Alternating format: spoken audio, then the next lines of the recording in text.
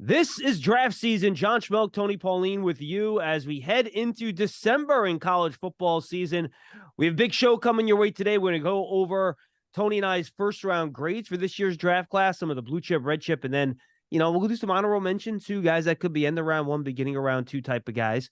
But first, Tony, and again, Tony Pauline from Sportskeeda joining us as always. A lot of news coming out this time of year. We talked about this at the end of last week's show, where you're going to start having declarations, transfer portal news. We got a bunch of Reese's Senior Bowl announcements as well. I guess the big news from this morning, we should start here because it's the biggest name. Caleb Williams will not play in the Holiday Bowl for USC. Not a surprise. He hasn't announced it yet, but it'd be shocking if he is not in the draft this year, obviously. And I think him not playing in the bowl game is the first sign that that's going to be the case, right? You would think so. Now, Williams a week ago said he was going to make a last-minute decision as to whether or not he's going to turn pro, and I'm not surprised by that.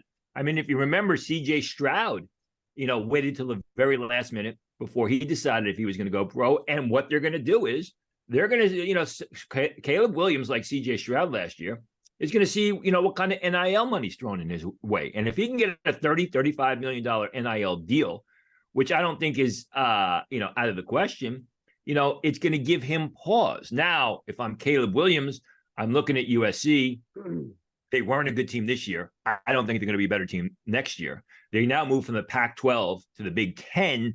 I think everything points that he should make the move to the next level. But again, as we will talk about, the NIL deal has really thrown a massive wrench into all of this. I spoke with agents. I spoke with scouts yesterday as the news of the transfer portal was coming to fruition and all these guys were entering the transfer portal. And they said, this is crazy. Guys who everyone thought was going to enter the draft, now they're in the transfer portal. We'll see.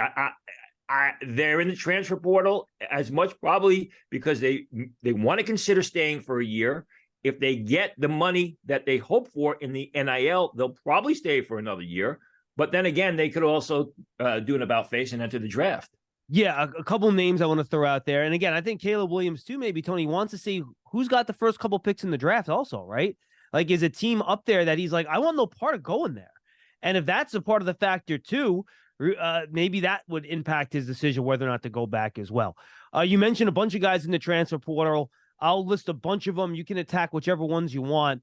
DJ Ugalele, who entered the transfer portal. Duke quarterback Riley Leonard entered the transfer portal recently. Cam Ward, Tyler Van Dyke, Miami quarterback in the transfer portal. Will Rogers in the transfer portal. Will Howard, Tyler Slow. So a lot of guys here that are kind of feeling out what their best situation might be. And Tyler Van Dyke, by the way, announced he's going to take a meeting with Notre Dame as a possible destination for him. I'm sorry, that was Riley Leonard that's taking the potential meeting with Notre Dame for his potential transfer. So attack those guys however you want. Grayson McCall, Coastal Carolina, going to the transfer portal. Graham Mertz of Florida going back. Now, let's look at the top three guys. Ugalele had a terrific season at Oregon State, really helped recoup some of his draft stock. Middle round choice, he's in the transfer portal. Cam Ward, probably a middle round choice, very underrated, great athlete who has to develop his passing game, middle round choice. Tyler Van Dyke, middle round choice. He's going to the transfer portal, leaving Miami. You're looking at what we thought was going to be a really deep class of quarterbacks. Now it's starting to thin out a bit. All these guys, the three guys I mentioned, are all potential middle round choices. Yeah. They're not going to be there. I think the situation with Ugalele at Oregon State and Cam Ward at Washington State is just the shape of things to come for those two programs who have no conference. They're basically programs without a conference, and you're going to see a lot of guys leave those two respective schools. When you talk about Will Rogers of Mississippi State, Grayson McCall of formerly of Coastal Carolina, Graham Mertz going back to Florida, Will Howard of Kansas State, Tyler Slow, who had a brilliant freshman season at Oregon, has had a lot of injury issues at Texas Tech and to be on his third team. Those are day three guys. Those are your developmental guys. The bigger picture here is these guys now have options to go back, make a lot of money through the NIL, progress their games or continue to hopefully improve their games, But what it does is it's going to hurt the depth at the position. And as we talked about, we thought that this was going to be a really deep year at the quarterback class. This doesn't kill the class, but it goes from being a really deep class of quarterbacks to, yeah, it's deep. The interesting thing is this. I mean, a year ago, we were talking to Jim Nagy and all those other people. We talked about how all these seniors were going back for that extra senior season, which diluted the 2023 draft. And the expectations are now this draft was going to be loaded because those guys were going to be in the draft. But now we're seeing a lot of seniors, or we're seeing the tip of the crust of these seniors saying, hey, I'm going to enter the transfer portal, probably going to go back. Are we going to have the same problem in 2024 that we had in 2023? Yeah, we could. And then again, Riley Leonard from Duke, another guy in the transfer portal. Again, he might go to Notre Dame. They're going to have a meeting. And then Pete Thamel from ESPN reported, Tony, that Quinn Ewers is likely to return to Texas. Another guy, and again, I think that's the right move for him in terms of his development. But another guy that would have been a day 2 pick here if he came out, and that's going to thin out the quarterback class even more if he stays. Day 2 pick, potential late first round pick. Yeah. I mean, if a team in the late first round wants to get a quarterback and develop them, and I agree with you. I think that Quinn Ewers going back is probably the best thing for his game. Now, obviously, you get into the situation where, Texas has Arch Manning there. What's going to happen with Arch Manning? What's going to happen if Quinn Ewers doesn't play well? Had that brilliant Big 12 game. And again, you're talking about a high-end quarterback who, it doesn't surprise me because I had been reporting all along that it was 50-50 whether Quinn Ewers was going to enter the draft. I never got the feeling that he was definitely entering the draft. Say, like, I have a strong feeling that Caleb Williams and Drake May are going to enter the draft. But again, you're right. That's the top end guy who's going to be not going to be available at the quarterback position in the 2024 NFL draft. Yeah, and I'll just stick with the quarterbacks real quick, and then I'll hit the rest of the Senior Bowl guys we've gotten word on. But Spencer Rattler, a quarterback, he's going to be at the Senior Bowl as a quarterback. That'll give him a chance. We know about his tools to play well. And then Michael Pratt out of Tulane. And Tulane, Tony, is an excellent non-Power 5 team, maybe the best non-Power 5 team in terms of a mid-major. They're phenomenal. He's going to be at the Senior Bowl as a quarterback as well. Those will be 2 fun guys to watch in Alabama. Even though Tulane lost the American Athletic Conference Championship to SMU on Saturday. But yeah, Pratt was disappointing in that game. I have a very high opinion of Pratt. He's sort of your poor man's Bo Nix, if you will, in the sense that he's more of a game manager, but he's smart, he's accurate, precise with his throws, does a great job moving the chains. Struggled against SMU, but again, when we see Michael Pratt at the Senior Bowl, we're going to be looking at his arm strength. Can he drive the ball downfield with speed? Are receivers, is he hitting the receivers downfield 35, 40 yards in stride, or do they have to slow up and wait for the ball to get to them? A lot of good things about Michael Pratt going on between the ears. It's basically from the shoulders down. Does he have that next level arm? At the very least, I think Michael Pratt is a mid-day 3 pick. It was going to be an exceptional backup at the next level. I really like Michael Pratt. I hope he shows a gun at the Senior Bowl. Not too hopeful about that, but it's good to see that. And he was an early, he was actually accepted his invitation a couple of weeks ago. Some hometown flavor there, obviously, with New Orleans not being too far away from Mobile. It's good selection. As far as Spencer Rattler is concerned, I mean, you want to talk about a guy who's up and down. I mean, here's a guy who has a true freshman at Oklahoma. Everyone thought he's going to be a great quarterback. He's going to be a top 5 pick. He's going to lead Oklahoma to the national championship. Comes out of the gate the following year, basically falls on his face, was replaced by, oh, by the way, Caleb Williams at Oklahoma, who's going to be the first pick of the draft this year. Rattler's has shown no consistency in his game. You don't know what you're getting with Spencer Rattler. And I think I think with Spencer Rattler, his interviews off the field in Mobile at the Senior Bowl are going to be as important as his play on the field. Yeah, and they've actually, I think, Tony, altered some of those interview rules they're going to have at the Senior Bowl as well to try to give kids a little bit more of a balance in terms of their interview time as well. One of the transfer portal name, not necessarily directly related to the draft, but Georgia backup quarterback Brock Vandergriff has entered the transfer portal. A lot of people then are presupposing that means that Carson Beck's going to go back there as Georgia's starting quarterback. And I know Georgia lost to Alabama, and we'll get to the conference title games here in a second. I like Beck, Tony. I think another year, I think we're talking about him as a first-round quarterback next year. Yeah, absolutely. He's got those physical skills. He's got the better arm than the guy that he replaced. Quick release, too. He's played good football. I think he surprised a lot of people at the level he played at this year. struggled against Alabama, who basically played lights out on Saturday in the SEC title game. But again, he's got all the tools. He's put it together slowly but surely. And I would agree with you. Another big year, you could see him as a top 32 pick in 2025. And then Nate Wiggins, cornerback out of Clemson, he announced too that he's going to be coming out. Could be the first cornerback off the board with those two Alabama guys in the mix too. I still think it's going to be Kool-Aid McHistory, but Clemson has a history. You look at putting good defensive backs, especially cornerbacks, into the NFL draft, and Wiggins is absolutely the next one in line. All right, so let's roll through a couple of the Senior Bowl announcements. Some of these are a little bit older, Tony. Some of them are newer. I'm going to rattle a few off. You can kind of talk about which ones you want to touch on real quick. A couple offensive linemen, Jordan Morgan, Graham Barton, two offensive linemen that'll be there. Barton's one of those kind of tackle college, probably going to be a guard in the pros. Could be the first guard off the board in the draft if that's how teams view him. Leitu Latu out of UCLA. Will be at the Senior Bowl. He's a really good pass rusher. He'll be a lot of fun. Tommy Eichenberg saying he's going to go there out of Ohio State. He'll be a fun guy to watch. The big 6'7" wide receiver Johnny Wilson out of Florida State. He'll be there. That'll be fun. Fellow Florida State Seminole Brandon, I think Fiske, the defensive tackle. He'll be there. A player we talked about last week, a linebacker you like out of Mizzou, Teron Hopper. He will be at the Senior Bowl. And then Xavier Legette, a wide receiver from South Carolina, we talked about last week as well. He'll be there. And then Byron Murphy, the big defensive tackle out of Texas, a guy we talked about on last week's show. We talked about a lot of guys on last week's show, also accepting a Senior Bowl invite. So those are some pretty nice names that are going to be down in Alabama to watch for a week down there at the end of January. Barton, as well as Jordan Morgan from Arizona, who I have as a potential late first round pick. The athletic left tackle from Arizona, who may also be kicked into guard, but he's going to be a fun guy to watch. Great in pass protection. Can he move guys off the ball, run blocking? As far as Xavier Legette, he's fast. He can get down the field. Can he run routes? Is he just a vertical guy who really slows up moving the left and right? Or can he show some ability to separate running those routes?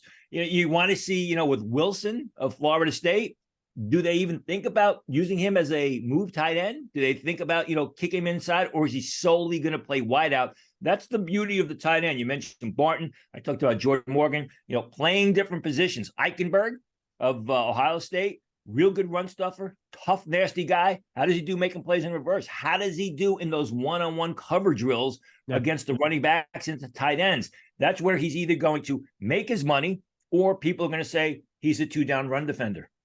And then Graham Barton, I heard, might even try to take some center snaps at the Senior Bowl as well, Tony, to get some of that position flex to kind of see what he can do. And again, I'm curious to see Byron Murphy in those one-on-one pass rush drills at defensive tackle. I think he'll give some offensive linemen real horror stories in some of those drills, which are so much fun to watch. All right, let's get to the conference title games here. A lot of big games last week, Tony.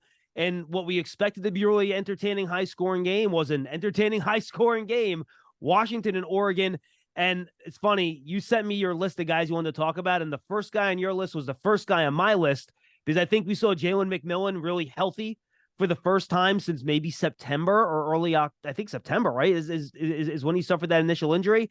And boy, you saw that separation ability, and they treated him as much as Rome Odunze as a go-to receiver. They're trying to isolate him in big third down situations, get him the football, and that guy knows how to get open.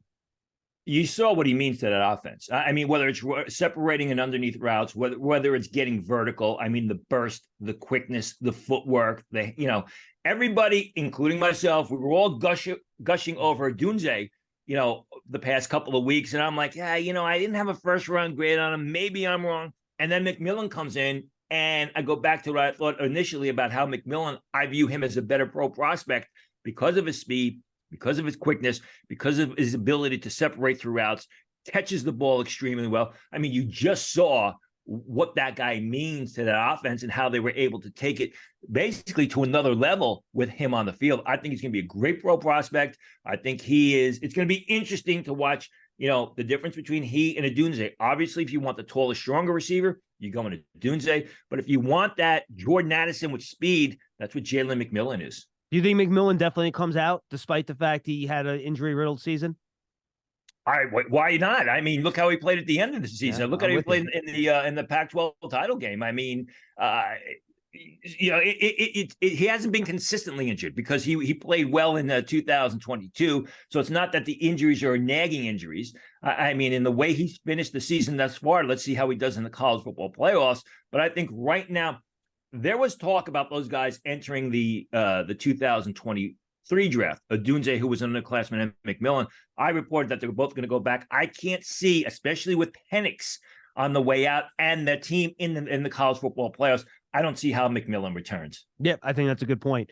Both quarterbacks had their moments in that game. Penix made some really nice throws. That over route he threw to Odunze in between the two defenders was a phenomenal throw. And then Bo Nix, he started rough, Tony. In the first couple drives, he kind of looked panicked. He had happy feet, but then he settled down and played a nice game too. I think you see the difference between the two types of quarterbacks. I mean, Penix is the arm talent. Penix is the guy that, throws the ball downfield. You get the big throws. You get those highlight, 40-yard bombs, where Bo Nix is just very efficient. He protects the football. He moves the change, and he gets his team into the end zone. He gets the ball out quick. He's getting that ball out fast every time. And he's smart. I mean, he had that had nobody to throw the ball to. He had that huge run, which got Oregon back in the game, I believe it was at the end of the second half. The things that really worry me about Penix is fundamentally not all that sound. I saw oftentimes he's throwing the ball off his back foot. He's not following through on throws. And you can get away with that on Saturday. You can't do that on Sunday because that means that the passes are off target. Receivers are adjusting to throws, which consistently happens, and it ends up into either a defended pass or an intercepted pass. He's got great arm talent. The fundamentals bother me. And again, we talked about Michael Prater from Tulane. I said he's a poor man's Bo Nix. With Bo Nix what is his arm strength? Obviously, he's going to make the decision whether or not he's going to enter the draft. I would be surprised if Bo Nix does not enter the draft. You surprised a lot of people last year saying he's going to go back. He's got one more year left. I think he's going to enter the draft. I think we could see him once he declares at the Senior Bowl. I mean, he was a player at Auburn for a while. His father's legacy at Auburn, and I think if Bo Nix goes to the Senior Bowl, we're going to be looking at some of the similar things from him that we're going to be looking at from Michael Prater. Can he get the ball downfield with speed, or is he just sort of a dink and dunk type passer? Do you think both those guys right now are day 2 picks, Penix and Nix? I think Nix absolutely is. I think Penix, it will depend on how the workouts go, how he throws at the combine, and the medicals. Do you think Penix goes to the Senior Bowl? I think he should go to the Senior Bowl. I think, if he gets an invite, he absolutely should go to the Senior Bowl. I think with Washington, you got to wait and see how the season goes. I mean, because, now these guys are going deeper into January because of the college football playoffs.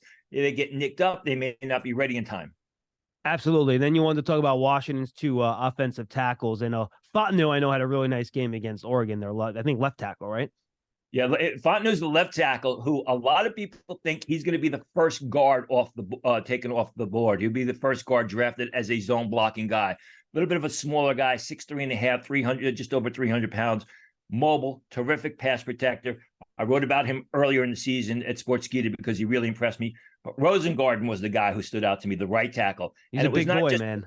Not just his pass blocking, not just his run blocking, but multiple times they would pull him across the line of scrimmage. He wouldn't kick out or just get to the second one. They would pull him across the line of scrimmage, and he was fluid. He was quick. He was fast. He created space for the running back, and he got pulled across the line of scrimmage, then got out to the second level and was taking linebackers and defensive backs from the action. Just really impressed me with his athleticism and the ability to basically cover a large amount of area on the field with balance and body control and annihilate the Oregon defenders. We mentioned the report that Quinn Ewers might go back, but you were impressed with him in the Big 12 title game against Oklahoma, Tone? How could you not be? I mean, he threw for almost 500 yards, 4 TDs, and it was taken out of the game. I mean, Texas just hammered Oklahoma State in that game, and I thought he played very well. My concerns about Quinn Ewers is sometimes he seems a little bit slow pulling the trigger. Sometimes he's a little bit late making his decisions. I talk to people about that, and they say he just doesn't want to make a mistake. Okay, fine, but you can't do that on Sunday. But again, Quinn Ewers at the top of his game, he's one of the best vertical passers, consistent vertical passers. Your gunslinger in this year's quarterback class, assuming he was going to enter the draft. but there were some things with the hesitancy that concern me. But I mean, how could you not like his performance Saturday against Oklahoma State? And Tony wants to talk some Conference USA title game here, Tony. What do you got? Well, it's funny because, the same time you had that shootout in the Pac-12 title game, there was on CBS Sports Net, the Conference USA title game was also a shootout. I think the final score was 42-35 between Liberty, undefeated Liberty, who's going to be playing in New Year's Day bowl game, and New Mexico State, who basically came off the trash heap with their new coach, Jerry Kill, which is good to see. Their right guard, Xavier Gadlin, is a guy who I watched early in his career at Tulsa when he was the starting left tackle for Tulsa. And this guy jumped off the film at me. He's played right tackle. He's played left tackle. He's played guard. He's like 6'3" and change, 315 pounds. He's a guy who's expected to run in the low fives. He's athletic. He's mobile. I go back and forth with scouts about him. Scouts are kind of hot and cold on him. I just see what this guy's done all throughout his career. Played very well in that Conference USA title game. Whenever Liberty had a run, they ran right behind him. It had a nice touchdown where he just completely engulfed the defender. He's a guy to watch in the postseason. Don't think he'll go to the Senior Bowl. Hopefully he gets in a Shrine game. At the very least, if you watch the Hula Bowl, I'm sure he'll be at the Hula Bowl, which is now in Florida, but in the state of Florida. But he is a guy to keep an eye on, and he just has been a consistent football player going back to his days at Tulsa. All right, then let's go to the SEC title game, and you want to highlight J.C. Latham, who I know a lot of, and we'll talk about him. I have him as a first-round pick. They're big, huge, gigantic right tackle, and he continues to play well. And it wasn't just the fact that he just mauled people or he overpowered them. Move. When I watch Latham, I mean, the technique, the fundamentals, the knee bend, blocking with great pad level, using his hands well, really good in pass protection, outstanding as a run blocker, just dominated the opponents, just played fundamentally sound football. And really, I am still concerned about the weight, the 360 pounds. We talked about this, early on in the year.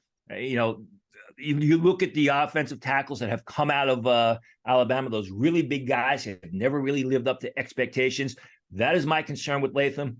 But the film doesn't lie. And he is a terrific, and he's not just a guy who physically beats up the opponent. He blocks with solid fundamentals, which was very impressive. And let me say this, you talked about Beck from Georgia. I mean, Jalen Milrose, wow. I mean, here's a guy who in September, we're looking at a running quarterback who is a thrower. And this guy has shown so much development in his game to become a passer, to become a real good quarterback, accurate. You saw that pass that won the Auburn game, which there's not too many people that can make that sort of pass. And I just love we talk about Penix, how poor fundamentals, the ball's all over the place. I love what I see with Jalen Milrose. And I think Jalen Milrose is on the trajectory to be a very, very early pick in the NFL draft. Let me ask you this. Wasn't he like number one in his high school recruiting class too, Milroe? He was a huge prospect, I think, right? Let me ask you this. Would you rather if the draft was today, would you take Jalen Milrose today or Anthony Richardson from a year ago? And my point is when I watch Jalen Milrose, he is more accomplished. He is further ahead as far as being a passer than Anthony Richardson is, in my opinion. And he's only a true sophomore. So the sky is the limit with this guy. Can I take Jaden Daniels over both of them? Can I do that? You can, but I think in the long run, I'll take Jalen Milrose, but you can do that. I mean, and Daniel's obviously a little bit smaller in stature than those two guys who are gigantic human beings, which is a big part of that too. We should note. Then ACC title game, Tony. Obviously, after we talk about the game, we'll talk about what happened on Sunday with the selection committee. But you have three guys in that game you wanted to highlight. One guy we already mentioned. Everyone thought, a lot of people thought, including myself, that Florida State was going to have a tough go of it. They were playing with their third-string quarterback. Were they able to score? They didn't need to score because their defense didn't have stopped to, them. exactly. And I mean, everybody talks about Jared Verse. Well, they got three other guys on that defensive line who complement each other well. Fabian Lovett, who started his college career at North Carolina State, a big sort of gap occupier in the middle who takes on the blockers. Joshua Farmer, sophomore, number 44, who is sort of he's big, he's strong, but he's also athletic, penetrates the line of scrimmage. And Braden Fisk, who you mentioned going to Senior Bowl. I remember Braden Fisk when he played at Western Michigan. I had a draftable grade on him then. They're a little bit smaller, but a guy who's athletic, he's fierce. The motor just goes and goes and goes and goes. And I thought all three of those defensive linemen, forgetting about Jared Verse for a second, really established themselves and really helped Florida State, to that ACC victory. I mean, Louisville was really never in the game. Another guy who I mentioned in my Sports Skeet articles, Tatum Bethune, who started his college career at Central Florida, had that important interception in the end zone, had another big pass defense early on. He's been a tackling machine. He's smaller. He's maybe a 7th-round pick, but a guy like Tatum Bethune from Florida State by way of Central Florida, if he's not a late-round pick, he's going to be a PFA, and he's absolutely a situational linebacker who can play special teams on Sunday. Yeah, and you mentioned his name a couple of times. I'll just throw Jared Verse out there too, Tony. He's really closed his season strong, really helped close out both of Florida State's last 2 wins with some big sacks. Just shows so much. I don't know how many times I watched the tape and he's just pushing the offensive tackle into the lap of the quarterback with his power. We'll see if that translates to the NFL, where it's a little bit tougher and the tackles are bigger and stronger. But, he's going to be a top 20 pick in this draft. And I think he's a very safe player given his motor, technique, strength, and all that stuff. Want to see what his testing times. I don't think he's the fastest guy in the world. I agree. You mentioned he's pushing the offensive tackles back at 240, 245 pounds. So a lot of it's going to come down to his testing numbers. He's a terrific player, but my point in mentioning the other three is I think those other three make Jared Verse's job a little bit easier, because you can't double Jared Verse because you got Fisk on the inside and the outside. You got Farmer and Fabian Lovett on the inside. So it basically leaves Verse oftentimes in one-on-one situations on the outside. Absolutely. Guys, don't forget, go subscribe to Draft Season Podcast. Just search for it on your favorite podcast platform, or go to the Giants app or giants.com/podcast. Remember, this is a draft podcast, not a Giants podcast. Make sure you go and do that. All right. We said we kind of review and get back to our first round grades in this year's draft class, Tony. We've already gone like a half an hour, so we'll try to go through these in like 10, 15 minutes, do it pretty quick here. We have some honorable mentions as well. Obviously, these grades can change for some of the players that are still playing. We have all the post stuff with the Senior Bowl and the combine testing and all that stuff. But I thought it would be a good idea to kind of reset here. The last time we did this was, I believe, early October. So it's been a couple months, and let's see how things have shifted here. And I'm going to start with the guys and I think me and you are on the same page here. You have one more guy in kind of your top tier than I do, but otherwise I think it's pretty identical. And I'll consider all of these guys, in my mind, blue chip players.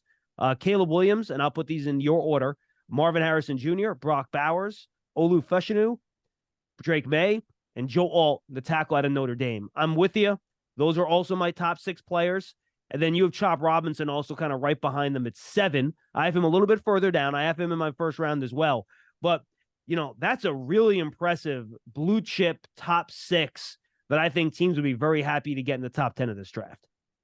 And unlike the past 2 years where the top of the draft was heavy with defensive players, I mean, it's all offensive players at the top of the draft this year, with 2 quarterbacks, with 2 offensive tackles, with a premier receiver, with an outstanding tight end. So it's a mix and match of everything. You got the quarterback, you got the blockers, you got the pass catchers. Do you want the 235-pound tight end that can make plays all over the field and gives effort blocking? Do you want the guy who's the game-controlling receiver who can also stretch it deep? Or do you want to build your franchise around one of the 2 quarterbacks, or protect your quarterback with a guy like Fashanu? So it's an offensive-heavy draft at the top, and I think there's a lot of variety at the different positions. It's not all quarterbacks, or it's not all one position. And then you start getting into some defensive players here, Tony. Why don't you kind of give me that next group on your list? I know I'm higher than Chop Robinson on most people. Chop Robinson may not go as high as I have him rated. Let's see what happens 2 or 3 years down the road. I think he's just a phenomenal defensive impact player. You can line him up in the 3-point stance. He can stand over tackle. He makes plays in space. Dallas Turner, who had a pretty good game in the SEC title game, is just a fierce. He's more than an edge rusher. You're going to keep calling him an edge rusher, but you watch Dallas Turner over the course of his Alabama career. He's a guy who's made plays in space. I still have Shedeur Sanders as an early pick, even though he's very unlikely to enter the draft. Kool-Aid McKinstry of Alabama, guy who he's got excellent size, real good ball skills, makes a lot of plays with his back to the ball, gets his head back around, doesn't do a lot of face guarding, which is really important. Jared Verse of Florida State, who we already spoke about. Jerzon Newton of Illinois. impact player this year at Illinois. I mean, a guy who Illinois had struggled throughout most of the season, but Newton was a guy who made play after play after play, showed up every week for Illinois. The thing with Newton is he's 6'1", 300 pounds. Is he a conventional defensive tackle? Is he a three technique tackle? Is he a defensive end and a three-man front? I think that's the only thing that will push Newton down further than where he really deserves to go. Yeah, no question about it. You got a few more guys here, Tony. I'm with you on all those guys. I don't have Newton quite as high on my board as you do on yours. Otherwise, all those guys you listed, I have his first-round picks there. Kool-Aid McKinstry, I'm not as high on him as you are. I have him kind of on the back end of that first round, one of my last first-round grades, but I'm there with you on that. And then Nate Wiggins, who you have as your, let's see, that would be your 16th player, I believe, or 14th player? 13th. I'm sorry? 13th. Sorry, my counting here is not apparently up to par.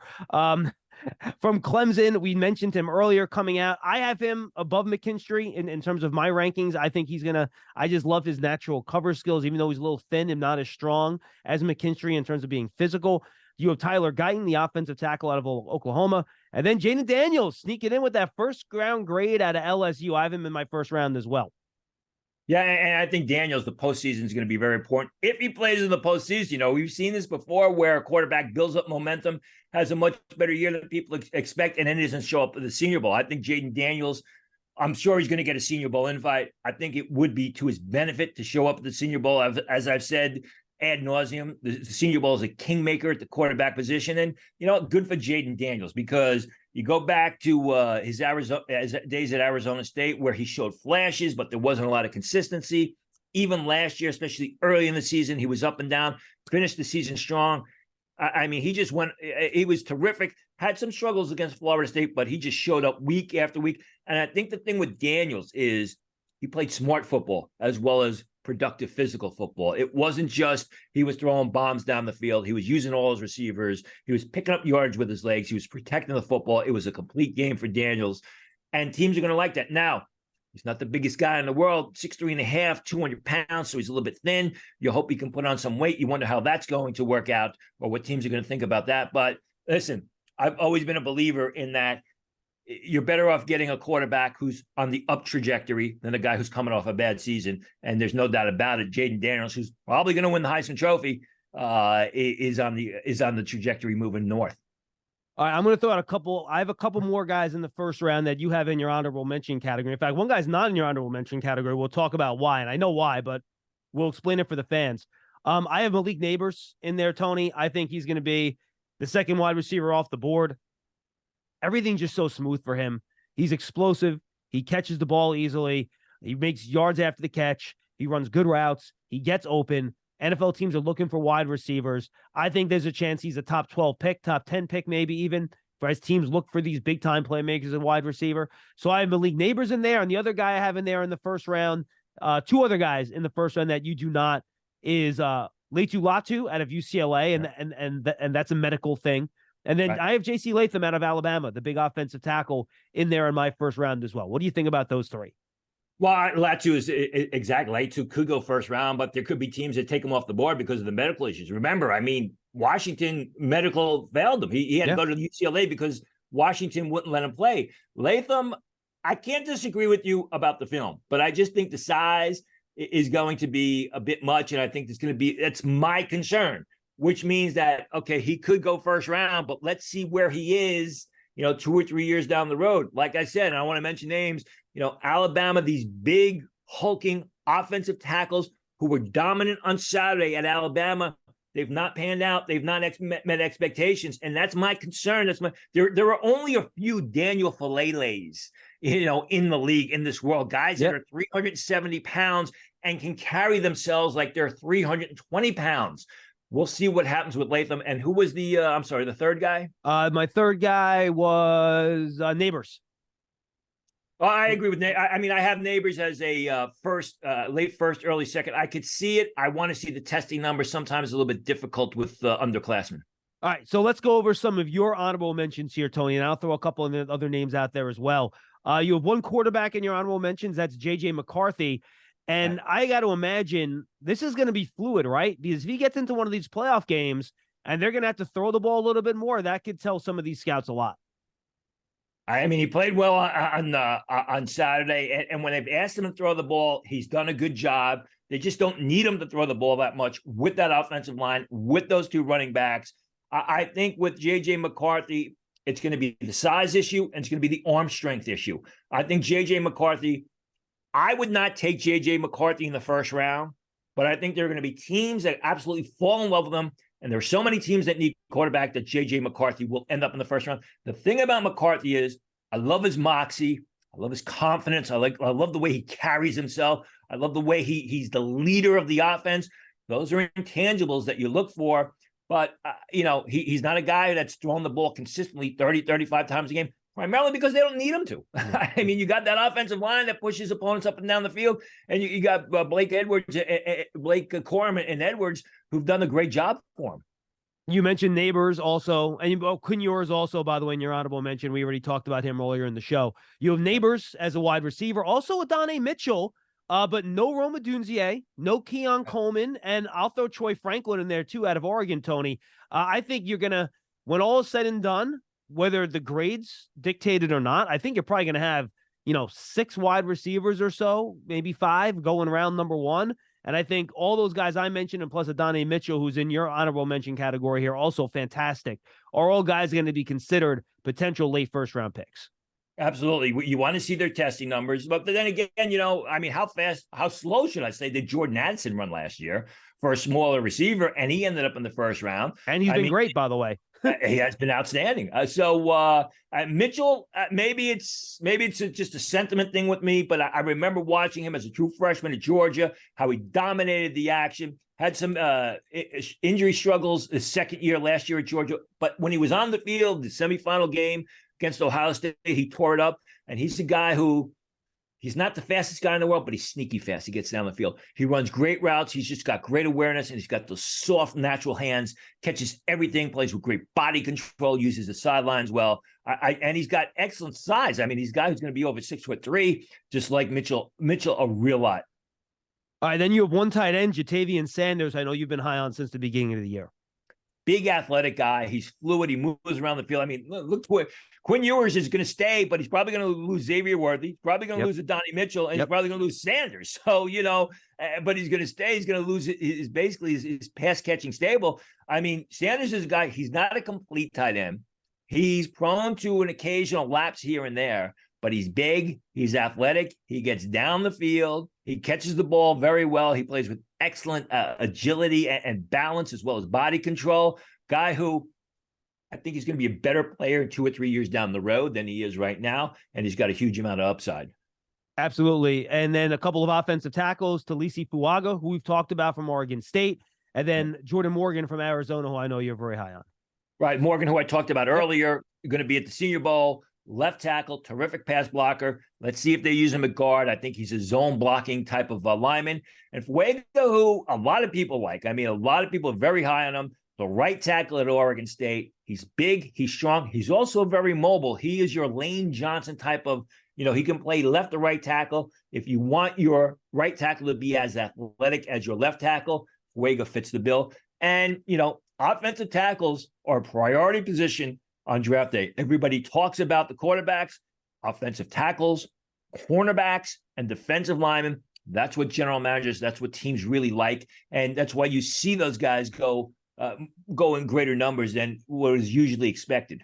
And again, this honorable mention category, Tony, you have, 10 guys listed. Only 3 of them are defensive players. So again, a heavy offensive group here. And I think you could probably have anywhere from 10 to 12 total offensive linemen and wide receivers taken in round number 1 combined with those 2 position groups because they're so valuable and teams are looking for them.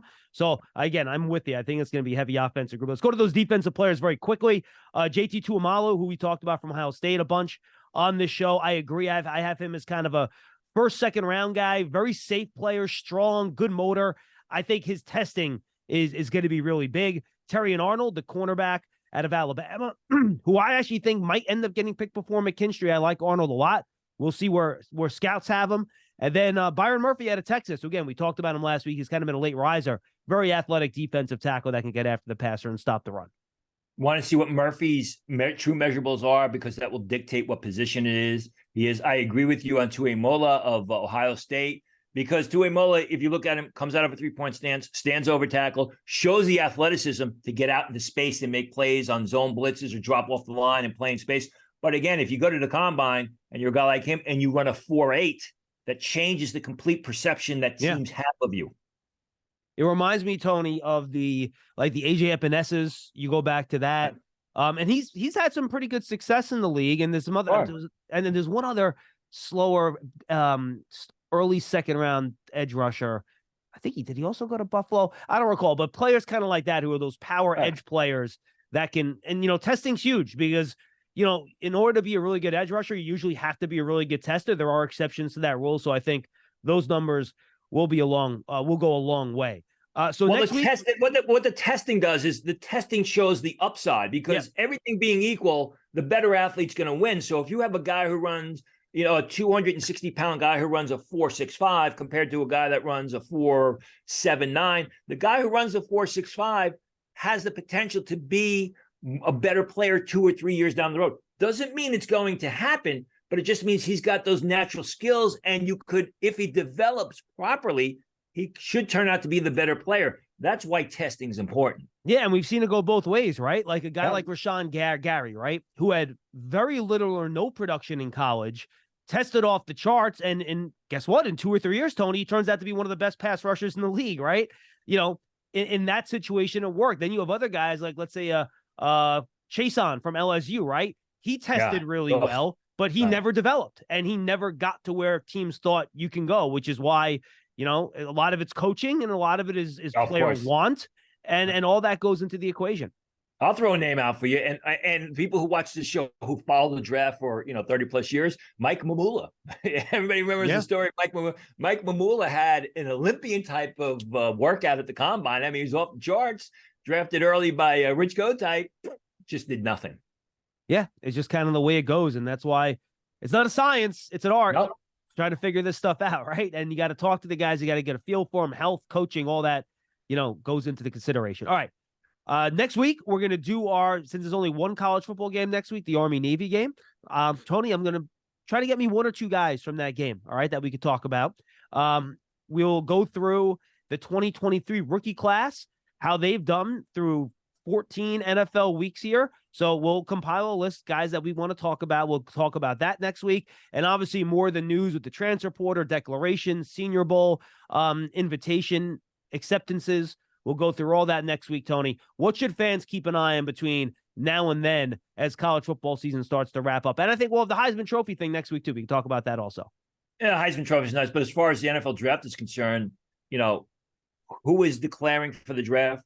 Who is going back, who is entering the transfer portal. And just because you enter the transfer portal doesn't mean you're absolutely out of draft. It could mean that they're seeing what they could get in the NIL market, which guys are sitting out of bowl games. And you're going to hear a lot of that over the next couple of days, especially with all the bowl announcements or the bowl schedule being set up, because really setting up, even if they don't say it, sitting out the bowl game is just a precursor that they're going to enter the draft, or they're preparing for the draft. And again, you're primarily looking at the underclassmen, although there are some, 4th and 5th year guys who have an extra year of eligibility because of the COVID season, which is driving scouts and teams nuts. We talked to Jim Nagy about it a while ago. It's driving him nuts as well, but these guys have that extra season of eligibility, and they could go back.